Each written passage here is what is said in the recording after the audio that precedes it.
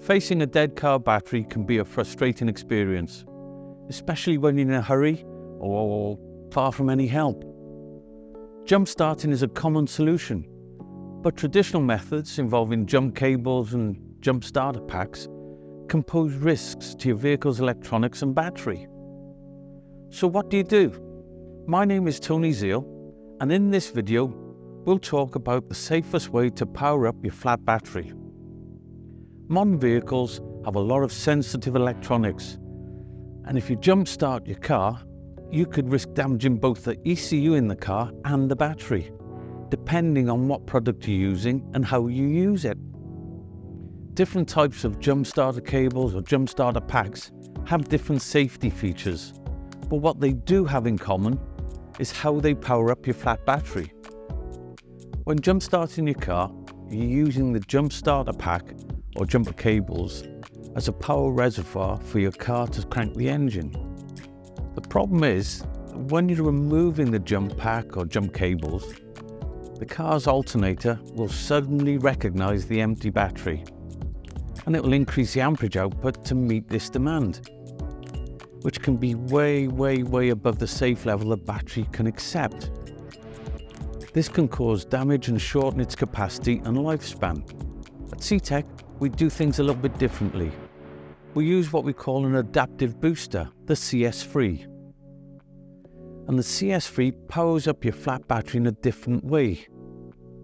Let's take a look at how to use it.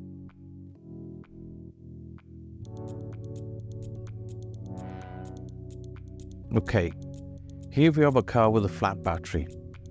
Now what we do is simply connect the red positive clamp to the positive charge point or the positive terminal of the battery, and the black clamp ground to earth point on the vehicle or ground to earth point on the vehicle chassis.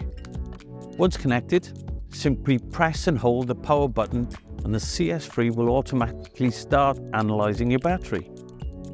If you've connected the clamps incorrectly, there's no risk for damaging your car. You simply get an error message and the CS3 will not deliver a charge. Once the CS3 has analysed your battery, it will start to boost charge in a safe and controlled way. Now you'll just need to let it power up your battery for 10 to 15 minutes without any risk of damaging either the battery or the vehicle's electronics. So, 15 minutes and gone by, and you can see the start LED is now fully lit up. This means that the battery should have enough power to start the car and we can unplug the CS3.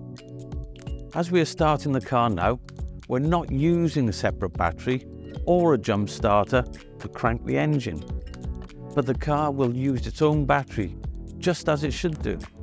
Using the CS3 is the safest way to power up your car, as you can see. It's very easy to use. Now when you've used the CS3, you will have most likely drained the internal battery, and it's important that you recharge it as soon as possible. If you want to know more about the CS3, follow the link in the description. And if you want to know more about battery management in general, visit ctek.com. Thanks for watching.